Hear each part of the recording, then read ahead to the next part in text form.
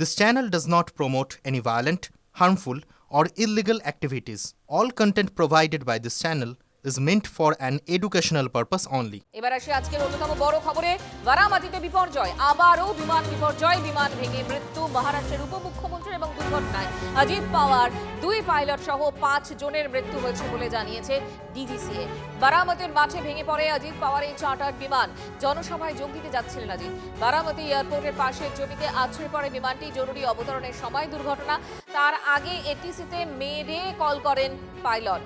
পাহাড়ি এলাকায় আছড়ে পড়ার পর আগুন ধরে যায় বিমানে। এখনো পর্যন্ত কি কি তথ্য আমরা সামনে পাচ্ছি? জ্যোতির্ময় কর্মকার আমাদের সঙ্গে রয়েছেন, আমার সহকর্মী জ্যোতির্ময়। দেখো, ইতিমধ্যেই মিনিস্ট্রি অফ সিভিল এভিয়েশন এবং ডিজিসি এর তরফ থেকে তদন্তের নির্দেশ দেওয়া হয়েছে এবং এয়ারক্রাফট অ্যাক্সিডেন্ট ইনভেস্টিগেটিং ব্যুরোর অফিসাররা তারা ঘটনাস্থলের উদ্দেশ্যে পৌঁছে গিয়েছেন। ইতিমধ্যেই ফরেনসিক টিম তারা যেখানে দুর্ঘটনা ঘটেছে সেই জায়গা থেকে নমুনা সংগ্রহ করেছে এবং ব্ল্যাক বক্স সংগ্রহের চেষ্টা চলছে। কিন্তু যে প্রশ্নগুলি প্রাসঙ্গিকভাবে সামনে আসছে, যে বারামতি যেখানে তিনি যাচ্ছিলেন সেই জায়গা পাহাড়ি এলাকা এবং সকাল থেকে ঘন কুয়াশা ছিল এবং দৃশ্যমানতা একেবারে কম ছিল, তারপরেও পাইলট কেন এই রুটে গেলেন এবং এটিসি এক্ষেত্রে কেন পারমিশন দিল, এই প্রশ্নগুলো থেকেই যাচ্ছে। এর পাশাপাশি এয়ারপোর্টে যিনি ম্যানেজার তিনি বলছেন যে যেখানে রানওয়ে, সেই রানওয়েতে ফ্লাইট সেখানে ল্যান্ড করে এবং ল্যান্ড করার পরে রানওয়ে থেকে ফ্লাইট স্কিড করে যায় এবং তারপরে এই দুর্ঘটনা ঘটেছে।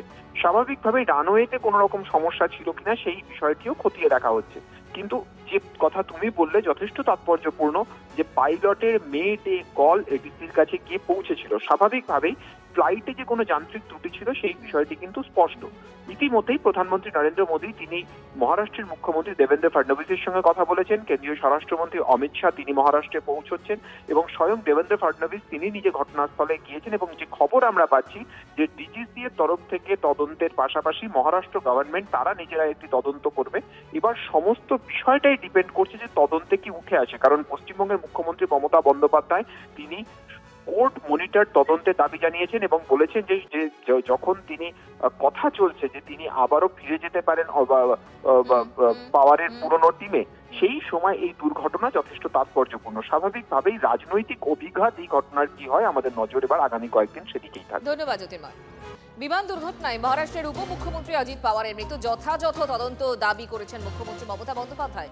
অজিতের মৃত্যুতে গভীর ষড়যন্ত্রের ইঙ্গিত দিয়েছেন তৃণমূল নেত্রী। সুপ্রিম কোর্টের তত্ত্বাবধানে তদন্ত দাবি করেছেন মুখ্যমন্ত্রী Mamata Bandyopadhyay.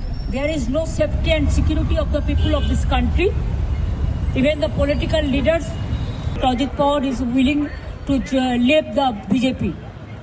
And now what happened today, I need proper investigation under the supervision of Supreme Court. Only we have the trust on Supreme Court, no other agency. All the agencies are being totally purchased. And really it's a great loss for the country.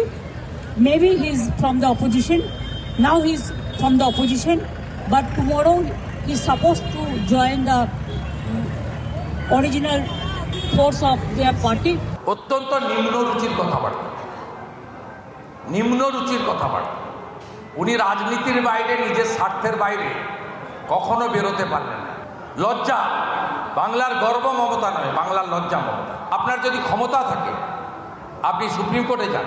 আমি তো আপনাকে notice করেছিলাম pen drive দেখানোর জন্য, দেখাতে পারেননি। আমি আলিপুর কোর্টে মামলা করেছি, আপনার সঙ্গে আলিপুর কোর্টে দেখা হবে। সব সময় এই ধরনের কথাবার্তা বলে।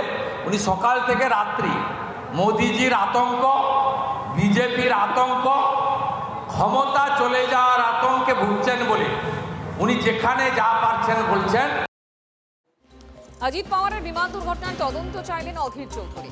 আসল কারণ কি সামনে আসা দরকার বলছেন অধীর রঞ্জন চৌধুরী। এবং বিমান দুর্ঘটনার নেপথ্যে ষড়যন্ত্র নেই তো প্রশ্ন তুলেছেন কংগ্রেস নেতা।